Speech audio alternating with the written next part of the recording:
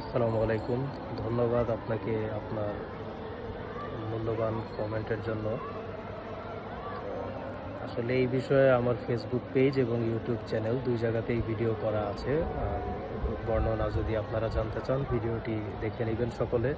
তারপরেও আপনি যেহেতু জানতে চাচ্ছেন, আপনাকে আপনার উদ্দেশ্যে রিপ্লাই ভিডিও করা এবং যাদের জানার আছে।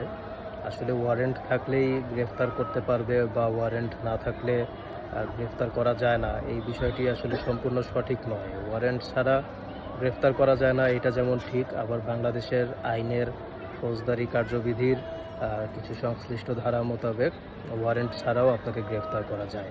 আমি শর্টে বলে রাখছি, বিস্তারিত আপনারা যদি জানতে চান সেক্ষেত্রে ভিডিওগুলো দেখে নেবেন।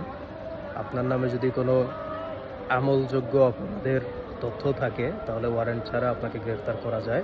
আপনার নামে মামলা আমলযোগ্য অপরাধের মামলা হলে আপনাকে গ্রেফতার করতে পারবে ওয়ারেন্ট ব্যতীত যেকোনো আইনশৃঙ্খলা বাহিনীর সদস্যবৃন্দ।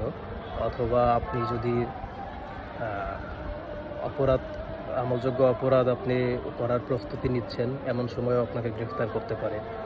এছাড়া বেশ কিছু ক্ষেত্রে যেমন সিআরপিসির 55 অনুযায়ী আপনি যদি ভুল তথ্য দেন বা বিভ্রান্তিকর তথ্য দেন আপনার পরিচয় জানতে চাইলে আইনশৃঙ্খলা রক্ষাকারী বাহিনী, অথবা আ ভুল পরিচয় জানান বা মিথ্যার আশ্রয় নেন তাহলেও গ্রেফতার করা সম্ভব।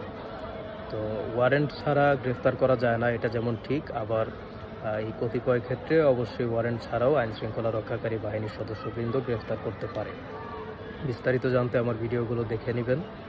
তবে একটি বিষয় অবশ্যই আ আইনি নীতিমালা এবং মানবাধিকার মেনে গ্রেফতার করতে হবে। ভিডিওটি দেখার জন্য ধন্যবাদ। কারো আইন সম্পর্কিত কোনো কিছু জানার থাকলে বা নিরাপত্তা সম্পর্কিত অবশ্যই নির্দ্বিধায় কমেন্টস করবেন, আমি রিপ্লাই দিয়ে দেব সকলকে।